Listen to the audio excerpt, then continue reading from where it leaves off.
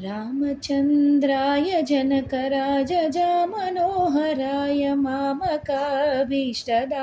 महितमङ्गलम् कौसलेशाय मन्दहासदासपोषकाय वासवादिविनुत सद्वराय मङ्गलम् ललितरत्नकुण्डलाय तुलसीवनमालिकाय जलजसदृशदेहाय चारुमङ्गलम् देवकीसुपुत्राय देवदेवोत्तमाय भावजा गुरुवराय भव्यमङ्गलम् पुण्डरीकाक्षाय पूर्णचन्द्रवदनाय अण्डजावाहनाय